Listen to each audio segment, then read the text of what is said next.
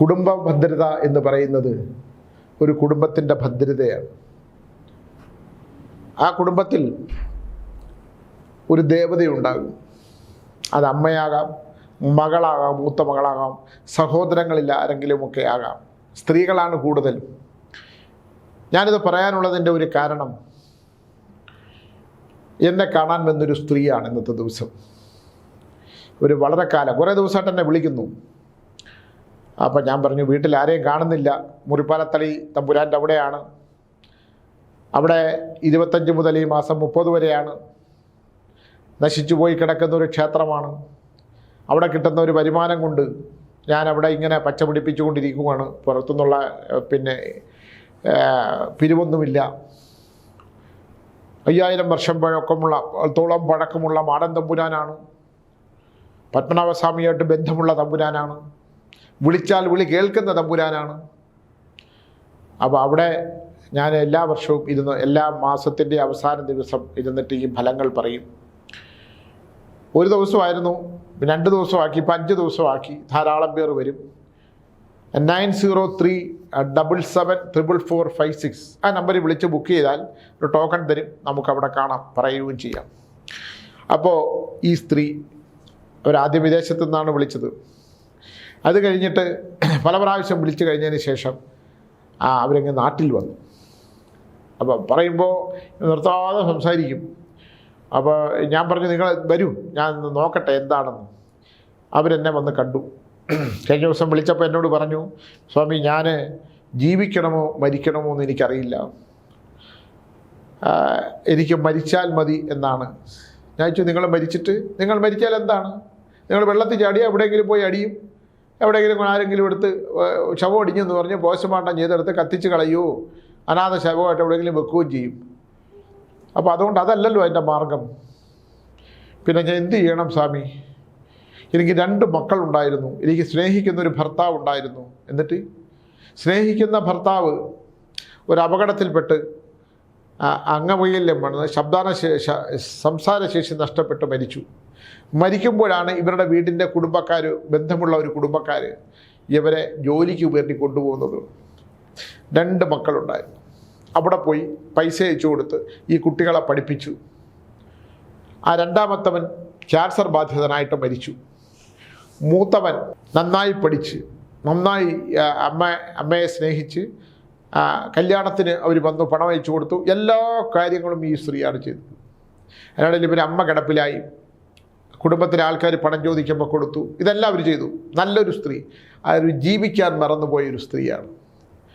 ഒരു സ്ത്രീയല്ലേ, അവർക്കും ഒരു പുരുഷൻ്റെ സ്നേഹവും ഒരു തലോടലും ഒരു സ്നേഹവും ഉണ്ടാവുമല്ലോ. നമുക്കതൊന്നും ഇല്ലയെന്ന് പറയാൻ പറ്റില്ലോ. ഭർത്താവ് മരിച്ചുപോയി, വിധവയായി പോയി എന്ന് പറഞ്ഞിട്ട് ഒരു സ്ത്രീയുടെ മനസ്സ് നഷ്ടപ്പെടുത്തില്ലല്ലോ, അവരുടെ വികാരങ്ങൾ നഷ്ടപ്പെടുത്തില്ലല്ലോ, അവരുടെ സ്നേഹം നഷ്ടപ്പെടുത്തില്ലല്ലോ. ഞാനിത് പറഞ്ഞുകൊണ്ട് വേറെ ഒന്നും വിചാരിക്കണ്ട. ഒറ്റപ്പെട്ടു പോകുന്ന സ്ത്രീകൾക്കൊരു തണൽ, ഒരു കൂട്ട് വളരെ നല്ലതാണ്. ആ കൂട്ട് കൂടുന്നവൻ നല്ലതല്ലെങ്കിൽ ഉണ്ടാകുന്ന ഒരു വിഷയമാണ് ഞാനിപ്പോൾ ഇത് പറയാൻ പോകുന്നത്. അപ്പോൾ ഈ മകൻ കല്യാണം അവനൊരു പെണ്ണിനെ ഇഷ്ടമാണെന്ന് പറഞ്ഞു. അവരാ ഇഷ്ടത്തിന് കല്യാണം കഴിച്ചു. അമ്മ മരിച്ചു. ഒരു വീട് സ്വന്തം പേര് വെച്ചു. അപ്പോൾ ഈ മകൻ ചോദിച്ചു, അമ്മ, ഞാൻ ഇങ്ങനെ ഒരു വീട് വെക്കുന്നുണ്ട്, സ്ഥലം മേടിച്ചു. അപ്പോൾ അമ്മയുടെ ഈ പ്രമാണം എടുത്ത് വെച്ചിട്ട് ഞാൻ ഒന്ന് കൊടുത്തോട്ടെ എന്ന് ചോദിച്ചു. അവർ വന്ന് പ്രമാണം ലോണായിട്ട് കൊടുത്തിട്ട് ആ പൈസ ഇവൻ അയക്കാമെന്ന് പറഞ്ഞു. ഇവൻ ആ പണം അടച്ചില്ല. ഇവൻ ഭാര്യയെ കൊണ്ടുപോയി. അമ്മ മരിച്ചു. 2ാമത്തവൻ മരിച്ചു. വളരെ കാലം ദുബായിൽ ജോലി ചെയ്ത കിട്ടിയ പണമായിട്ട് ഇവിടെ വന്ന് അവർ ആ ബാങ്കിൻ്റെ പൈസ ക്ലോസ് ചെയ്ത് ഈ വീടെടുത്തിട്ട് ആ ഏകാന്തമായ മുറികളിൽ ഒന്ന് ആലോചിച്ച് നോക്കണം. ജീവിതത്തിൻ്റെ അവർ നിലക്കണ്ണാടി നോക്കുമ്പോൾ, സ്വാമി, ഞാൻ നിലക്കണ്ണാടിയിൽ നോക്കുമ്പോൾ എൻ്റെ തല നരച്ചതും എൻ്റെ ശരീരത്തിൻ്റെ ജീർണത ബാധിച്ചതും എന്തോ ഉണ്ടായിരുന്ന സൗന്ദര്യം നഷ്ടപ്പെട്ടതും, എനിക്കൊരു പുരുഷൻ, എൻ്റെ ഭർത്താവ് ജീവിച്ചിരുന്നപ്പോൾ എന്നെ നല്ലപോലെ നോക്കിയതാണ്. ആ ഒരു ഏകാന്തതയുടെ ഭീകരതയുണ്ട്. ഞാനത് എഴുതിയിട്ടുണ്ട് എൻ്റെ കപട സന്യാസിയുടെ ആത്മകഥയിൽ. ഏകാന്തതയാണ് ഒരു മനുഷ്യനെ സംബന്ധിച്ചിടത്തോളം ഏറ്റവും വലിയ ഭീകരത. അവന് സംസാരിക്കാൻ, ഞാൻ മനസ്സ് തുറന്ന് സംസാരിക്കുന്നതാണ്. എനിക്ക് എന്ത് പറയണമെന്ന് തോന്നിയോ അത് ഞാൻ പറയുന്ന ഒരാളാണ്. കാരണം അത് പറഞ്ഞില്ലെങ്കിൽ, നമ്മളത് പറയാതെ മനസ്സ് സൂക്ഷിച്ചാൽ നമ്മൾ അടുത്തൊരു ജന്മം വീണ്ടും ജനിക്കും അത് പറയാൻ. നമ്മൾ ഒരുത്തന്നെ 1 രൂപ, ഒരാളെ നിന്ന് 1 രൂപ കടം മേടിച്ചാൽ തരാം എന്ന് പറഞ്ഞാൽ, ഇല്ലെങ്കിൽ തരില്ല എന്ന് പറഞ്ഞാൽ, ആ 1 രൂപ നാണയം കൊടുത്തില്ലെങ്കിൽ ആ 1 രൂപയ്ക്ക് വേണ്ടി നമ്മൾ വീണ്ടും ജനിക്കും. അതിനൊരു കഥയുണ്ട്. ഞാൻ ആത്മകഥയ്ക്കകത്ത് കപടസന്യാസിയുടെ ആത്മകഥ, സത്യം പറഞ്ഞാൽ നിങ്ങൾ ആ പുസ്തകം ഒന്ന് വായിക്കണം. ഒന്നുമില്ലാത്ത ഒരാൾ സ്വന്തം കഷ്ടപ്പാടിലൂടെ എല്ലാം ഉണ്ടാക്കി ദൈവം വാരിക്കോരി കൊടുത്തു. എന്താ കാര്യമാണേ? ആ നീച സംസർഗത്തിലോ ഞാൻ അങ്ങനെ അനുഭവിക്കണമെന്നോ ഉണ്ടതുകൊണ്ട് നമുക്കൊക്കെ നഷ്ടപ്പെട്ടു. നീച സംസർഗം കാലദോഷം ബാധിക്കുമ്പോൾ കേതു ദിശ, ബുധദശ കഴിഞ്ഞ് കേതു വരും മനുഷ്യന്. ഒരു ഹേതുവും വേണ്ട, നമ്മൾ പെടും, ഇല്ലെങ്കിൽ നമ്മളെ പെടുത്തും. ഈ ശനി പിടിച്ച പോലെയാണ് മഹാദേവൻ. കേതു അതിഭീകരമാണ്. ഏതു മനുഷ്യൻ്റെയും കേതു ദശയിൽ അവൻ ബുദ്ധിമുട്ടാണ്. എനിക്ക് ഒരുപാട് പേരെ അറിയാം, ഞാൻ ഉൾപ്പെടെയുള്ളവരെ കാര്യം പറഞ്ഞു. ആ കേതുദശ നമ്മൾ തീരുന്നവരെ നമ്മൾ അനുഭവിക്കുന്ന ഒരു വ്യഥ എന്ന് പറയുന്നത്, നമ്മൾ അഗ്നിയിൽ നിന്ന് കാലെടുത്ത് അഗ്നിയിലേക്ക് വയ്ക്കും, പൂച്ചയുടെ വായിൽ നിന്ന് കൈയെടുത്ത് പുലിയുടെ വായിലേക്ക് വയ്ക്കും. വെള്ളമാണെന്ന് കരുതി നമ്മൾ ചെന്ന് സ്ഫടികമാണെന്ന് വിചാരിച്ച് സ്ഫടിക പോലെ ഉണ്ടാക്കുന്ന തറയിൽ ദുര്യോധനം വീണ പോലെ ചെല്ലുമ്പോൾ നമ്മൾ വെള്ളത്തിൽ വീഴും.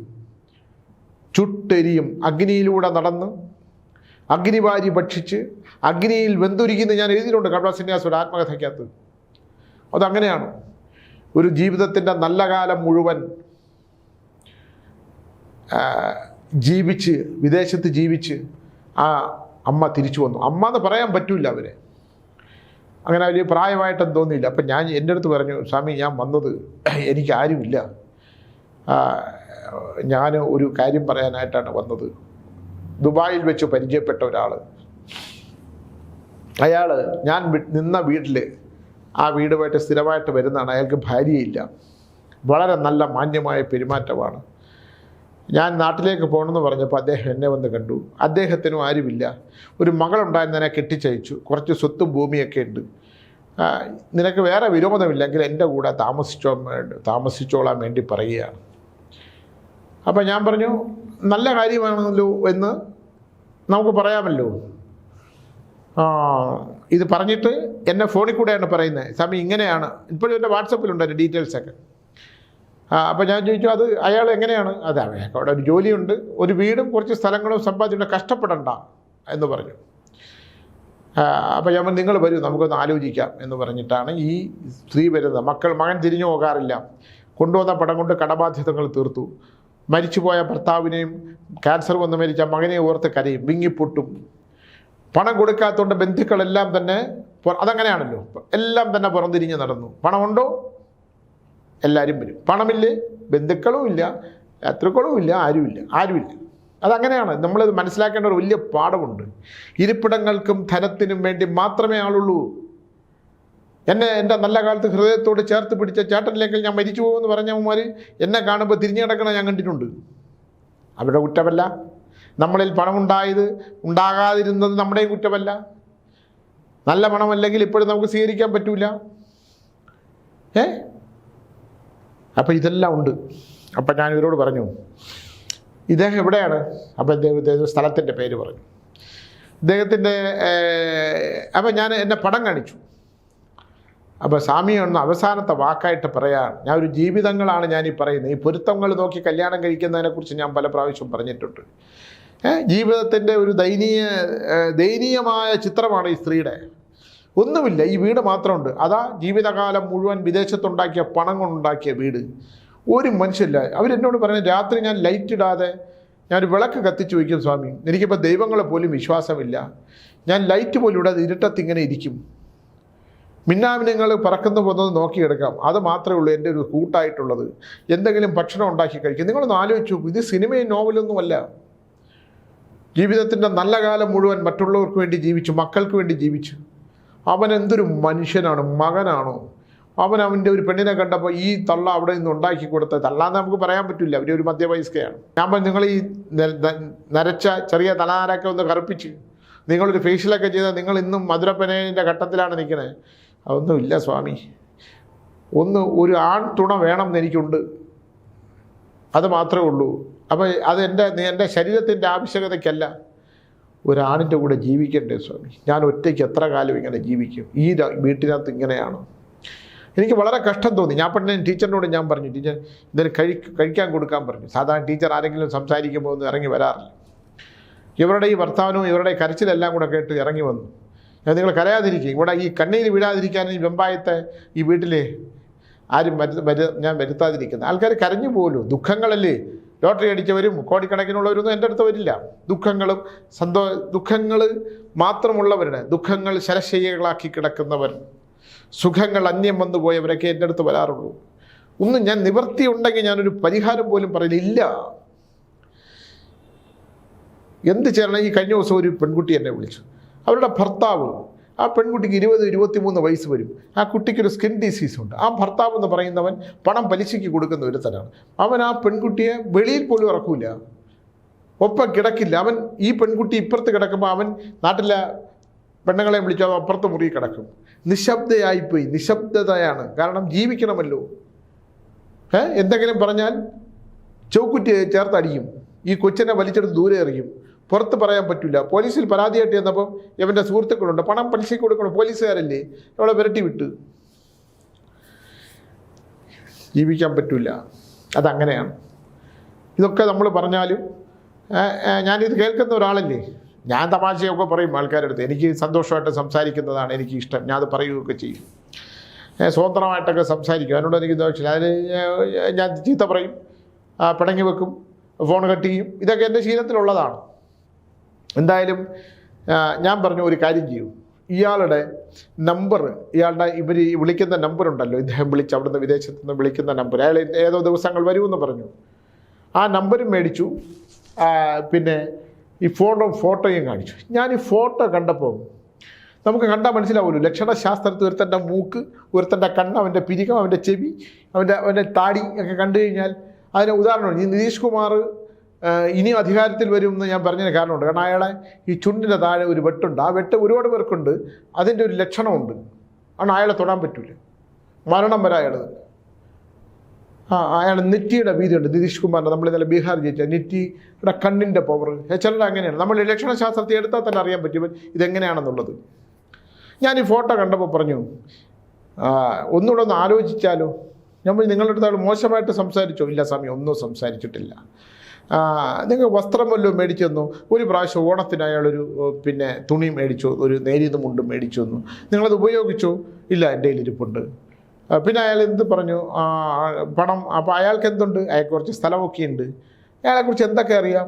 വേറെ ഒന്നും അറിഞ്ഞുകൂടാ സ്വാമി. അപ്പോൾ ഞാൻ പറഞ്ഞു, നമുക്കൊന്നുകൂടെ ഒന്ന് നോക്കിയാലോ? സ്വാമി നോക്കണം. അവരുടെ മനസ്സിൽ ഇയാൾ നിരന്തരം സംസാരിച്ചൊരു ആഗ്രഹം ഉണ്ടായിപ്പോയി. അതാണ്. അപ്പം ഞാൻ ടീച്ചറിനോട് പറഞ്ഞു, ഇനി ഇത്രയും കാലം ഭർത്താവും മക്കളൊക്കെ വലുതായി, എന്തിനാ ഒരു പുരുഷൻ? ഞാൻ പറഞ്ഞു, അങ്ങനെയല്ലല്ലോ, ടീച്ചർ ഒരു സ്ത്രീയല്ലേ, അങ്ങനെ പറയരുത്, ആവശ്യമില്ല. ഒരാൾക്ക് വാർദ്ധക്യ കാലത്താണെങ്കിലും എനിക്ക് തോന്നിയില്ലേ ഒരു സ്ത്രീയുടെ കൂടെ ജീവിക്കണം എന്നൊന്ന്. നമ്മളൊന്ന് വീണ് പോയാൽ താങ്ങാൻ വേണമെന്ന് തോന്നിയില്ലേ? നമുക്ക് ഈ മരുന്നെടുത്ത് ഗുളിയൊക്കെ ഉണ്ടെങ്കിൽ, ഇൻസുലിൻ, ഡയബറ്റിക്കൊക്കെ ഉള്ളതാണ്, എടുത്തു തരാൻ. നമ്മൾ കട്ടിൽ സുഖമായിട്ട് കിടക്കുമ്പം ടീച്ചറായെന്ന് വിളിച്ചാൽ ഇതെല്ലാം എടുത്തുകൊണ്ട് വരാൻ ഒരാൾ വേണ്ടേ? തിരിച്ചാണെങ്കിൽ ഒരാൾ വേണ്ടേ? അതൊക്കെ ഞാൻ പറയും. എന്തായാലും നമ്മൾ അത്ഭുതപ്പെട്ടു. ഇത് ഒരു വലിയ പാഠമാണ് എല്ലാവർക്കും. അപ്പോൾ ഇദ്ദേഹം പറഞ്ഞിരിക്കുന്നത്, ഇയാളെ കല്യാണം കഴിച്ചിട്ടില്ല, കുടുംബക്കാരാരുമില്ല, പിന്നെ കുറച്ച് പണമുണ്ട്. ഞാൻ അയാളുടെ ഡീറ്റെയിൽസ് ഒറ്റ നോട്ടത്തിൽ എനിക്ക് മനസ്സിലായി. ഇവൻ ഭംഗിയായ ഒരു മനുഷ്യനല്ല. എന്തായാലും ഇവൻ്റെ പിന്നിലൊരു ചരിത്രമുണ്ട്. ഇവൻ ഏത് സ്ഥലത്തു നിന്നാണ് പറഞ്ഞത്? ആ സ്ഥലവും പറഞ്ഞു തന്നു. ഞാൻ ഇവൻ്റെ നമ്പർ വെച്ച്, എൻ്റെ ഫോൺ നമ്പർ വെച്ച്, എനിക്കറിയാവുന്നുള്ള ആ ഫോൺ നമ്പറിൻ്റെ ഡീറ്റെയിൽസ് എടുക്കാൻ പറ്റിയ ഒരാൾ അദ്ദേഹത്തിൻ്റെ അടുത്ത് കൊടുത്ത് ഇവൻ്റെ ഡീറ്റെയിൽസ് എടുത്തു. ഞാനീ പറയണത് വിശ്വസിക്കുമെന്ന് എനിക്ക് അറിഞ്ഞൂടാ. ഇവന് ഭാര്യയുണ്ട്, 2 പെൺമക്കളുണ്ട്, ഇഷ്ടം പോലെ സമ്പത്തുണ്ട്. ഇവൻ 2 ക്രിമിനൽ കേസിലെ പ്രതിയാണ്. വിദേശത്ത് ആൾക്കാരെ കൊണ്ടുപോകാമെന്ന് പറഞ്ഞ് പണം മേടിച്ചവൻ. ഇവൻ പ്രായഭേദമന്യേ പെൺകുട്ടികളെ വശത്താക്കി ഇവൻ ദുബായിലേക്ക് കൊണ്ടുപോയി എവിടെങ്കിലും ജോലിക്ക് നിർത്തുകയോ എന്തെങ്കിലും ജോലി വാങ്ങിച്ചു കൊടുക്കുകയോ ചെയ്ത്, ഇല്ലെങ്കിൽ ഏതെങ്കിലുമൊക്കെ കൂടെ ഒക്കെ വിട്ട്, ഇവനെക്കുറിച്ചിട്ടുള്ള ചരിത്രം ഞാൻ നടുങ്ങിപ്പോയി എന്നുള്ളതാണ്. ഒന്ന് ആലോചിച്ച് നോക്കൂ. അവൻ്റെ ഡൈ ചെയ്ത മീശയും ഡൈ ചെയ്ത മുടിയും ഈ നമ്പർ ഞാൻ സത്യം പറഞ്ഞാൽ DNA ഇടേണ്ടതാണ് അവൻ്റെ നമ്പർ. ഒരു കുഴപ്പമില്ലാതെ ജീവിക്കുന്നവൻ എന്തൊരു ചതിയാണ് അവൻ ചെയ്യുന്നത്. അവൻ ബാക്കിയൊക്കെ പോട്ടെ. എൻ്റെ ഇപ്പോഴത്തെ ഏറ്റവും വലിയ പ്രശ്നം എങ്ങനെ അവർ സ്വപ്നം കണ്ടുപോയി അവനെ. സ്വപ്നം എന്ന് പറഞ്ഞാൽ കൗമാര ചിന്തകളോടുള്ള സ്വപ്നമല്ല, ജീവിതത്തിൻ്റെ ശൈശവവും ബാല്യവും കൗമാരവും യൗവനവും വാർദ്ധക്യാവസ്ഥയിൽ ഒരു യൗവനം വരുന്ന അവസ്ഥയിൽ തനിക്ക് ഇരുണ്ട മുറികളിൽ ലൈറ്റില്ലാതെ ആ ചെറിയ വീട്ടിൽ ഇരുട്ട് കയറിക്കിടക്കുമ്പോൾ ഒന്ന് വെളിച്ചമിടാമല്ലോ, തനിക്കൊരു കൂട്ടുണ്ടാകുമല്ലോ, എനിക്ക് മനസ്സ് തുറന്ന് പറയാനൊരാളുണ്ടാകുമല്ലോ, എനിക്ക് അയാൾക്ക് നല്ല ഭക്ഷണം ഉണ്ടാക്കി കൊടുക്കാമല്ലോ. അവൻ വീട്ടിൽ 2 ജോലിക്കാരുമായിട്ട് ഇതുപോലെ പെൺകുട്ടികളെ ഫേസ്ബുക്കിലൂടെ വളച്ചെടുത്ത് വശീകരിച്ച് ആളില്ല. അവൻ്റെ ഫോട്ടോ ഒക്കെ എൻ്റെ കയ്യിലുണ്ട്. ഞാൻ ഞെട്ടി നടുങ്ങിപ്പോയി. അവൻ്റെ നമ്പരും അവൻ്റെ ഫോട്ടോ ഉൾപ്പെടെ നമ്മൾ ഇതിനകത്ത് ഇടേണ്ടതാണ്. ചെയ്യരുതേ സ്വാമി, അയാൾ ജീവിച്ചോട്ടെ, അയാൾ എങ്ങനെയെങ്കിലും ആയിക്കോട്ടെ എന്ന് ആ സ്ത്രീ എന്നോട് പറഞ്ഞു. അവരുടെ ദുഃഖം എന്ന് പറയുന്നത് ആ ശാപത്തിൽ നിന്ന് മറ്റൊരു രക്ഷയില്ല. അവൻ്റെ കയ്യിൽ സ്പർശിക്കുകയോ അവൻ കൊടുത്തൊരു വസ്ത്രം അവർ മേടിച്ചിട്ടുണ്ട്. അത് ഏത് സ്ത്രീയും വാങ്ങിക്കുമല്ലോ. അങ്ങനൊരു വസ്ത്രം അവൻ ഇഷ്ടപ്പെട്ട് കല്യാണം കഴിക്കുക ഓണത്തിന്. അവൻ എന്തു മാന്യനായിട്ട് പെരുമാറി, ഒരു മോശം വർത്തമാനം പറഞ്ഞിട്ടില്ല. നമുക്ക് ഒരുമിച്ച് ജീവിക്കാമെന്നേ പറഞ്ഞിട്ടുള്ളൂ. അവനെന്താ ചെയ്യുക? 10 ദിവസം ഇവരുടെ കൂടെ ഇവന് ശാരീരിക ബന്ധത്തിന് ആഗ്രഹങ്ങളുവാണെങ്കിൽ അതെല്ലാം കഴിഞ്ഞ് അവൻ്റെ ഇഷ്ടങ്ങളുമൊക്കെ തീർന്നിട്ട് അവൻ എവിടെയെങ്കിലും കൊണ്ട് വിൽക്കത്തില്ലേ? പെണ്ണുങ്ങളിങ്ങനെ പോയി പെട്ടുപോയാലുള്ള സ്ഥിതി എന്താണ്? അവരുടെ ഒരു നെടുവീർപ്പും നിശ്വാസവും അവരുടെ നിശബ്ദതയും അതൊരു കൊടുങ്കാറ്റായിട്ട് ഇപ്പോഴും എൻ്റെ കാതിലുണ്ട്. നമ്മുടെ സ്ത്രീകൾ എപ്പോഴും നമ്മൾ ചിന്തിക്കണം. നിങ്ങൾ വിദേശത്ത് ജോലി ചെയ്യുന്ന സ്ത്രീകൾ ബന്ധുക്കൾക്ക് പണമയച്ചു കൊടുക്കുമ്പോൾ, മക്കളെ വളർത്തുമ്പോൾ, ഭർത്താക്കന്മാരുണ്ട്, ചിലരുണ്ട് ഭർത്താവ് ഡയ്യൊക്കെ അടിച്ച് വൈകുന്നേരം ഇറങ്ങും സ്കൂട്ടറിൽ, അവർ കൊടുത്തയച്ച കുറച്ച് പൈസയൊക്കെ എടുത്ത വലിയ കുറിയൊക്കെ ഇട്ടടിച്ച് കുറേ എണ്ണത്തിന് എനിക്കറിയാം. ഭാര്യ വിദേശത്താണ്, ഒരു ജോലിക്കും പോവില്ല, ഒറ്റ ജോലിക്കും പോവില്ല. ഇത്തരം ആൾക്കാർക്ക് പണമയച്ചു കൊടുക്കുന്ന നിങ്ങളുടെ രീതി, മക്കളെ പഠിപ്പിച്ച് ചേർത്ത് പിടിക്കുമ്പോൾ മക്കൾക്ക് ജോലി വാങ്ങിച്ചു കൊടുക്കുകയും സ്വയം അവൻ പഠിച്ച് വേണം. കല്യാണം കഴിച്ചാൽ തോന്നി മാസം കാണിച്ചാലും ഒരു ജോലിയും ഒരു പ്രശ്നവും ഇല്ലയെന്ന് പറയണ മാതാപിതാക്കൾ ഒരു കുഴപ്പമില്ല. എനിക്കത് കേൾക്കുമ്പോൾ എൻ്റെ കാലിൽ നിന്നൊരു പെരുപ്പ് വരും. ഞാൻ വായി വരണമൊക്കെ വിളിച്ചു പറയും. നല്ല പിള്ളേരുണ്ട്, ഇല്ലാതൊന്നും ഞാൻ പറയുന്നില്ല. പെണ്ണിനെ കല്യാണം ആലോചിക്കുമ്പോൾ പെണ്ണ് 4 വയസ്സുള്ള കൊച്ചുമായിട്ട് ഒറ്റയ്ക്ക് ജീവിക്കണം എത്ര പേരുടെ കേൾക്കണം? ഞാനിത് അറിയണല്ലേ ഇവിടെ. കുട്ടി വിളിക്കാൻ പറയുമ്പോഴാണ് ഇതൊക്കെ അറിയുന്നത്. നമ്മുടെ ലോകം അധപ്പതിച്ചു പോയി, നമുക്ക് ചുറ്റുമുള്ളവരും അധപ്പതിച്ചു പോയി. ഈ പെൺകുട്ടി വിളിച്ച 35 വയസ്സേ ഉള്ളൂ. സ്വന്തം മകൻ തിരിഞ്ഞു നോക്കാത്തതിൻ്റെ, അവർക്ക് കല്യാണം കഴിച്ച് ജീവിതത്തിനോട് ജീവിക്കണമെന്നില്ല. ആ ലാളിച്ച് വളർത്തിയ മകൻ ഇഷ്ടമുള്ള പെണ്ണിൻ്റെ കൂടെ പോയി അമ്മയുടെ വീടെടുത്ത് പണയം വെച്ച്, അമ്മ കൊടുത്ത സ്വർണ്ണവും എടുത്ത് പണയം വെച്ച് അതെല്ലാം നശിപ്പിച്ച് അവൻ അമ്മയെ ഉപേക്ഷിച്ച് അവന് ഇഷ്ടപ്പെട്ട പെണ്ണിൻ്റെ കൂടെ പോയി. അവനൊന്ന് ഓർക്കണം, അങ്ങനെയുള്ള മകനൊന്ന് ഓർത്തോളൂ. നിനക്ക് വരാൻ പോകുന്നതും ഈ അമ്മയുടെ നിശ്വാസങ്ങളും നെടുവീർപ്പുകളും കണ്ണീരും, ആ കണ്ണീരിൽ നീയും നിൻ്റെ കുടുംബവും നിനക്ക് ജനിക്കാൻ പോകുന്ന തലമുറകളും ഒഴുകിപ്പോകാതിരിക്കട്ടെ എന്ന് പറഞ്ഞുകൊണ്ട് നിർത്തുന്നു. ഇത് ഒരു വലിയ അനുഭവ പാഠമായി എടുക്കണമെന്ന് പറഞ്ഞ് ഞാൻ നിർത്തുന്നു. നമസ്കാരം.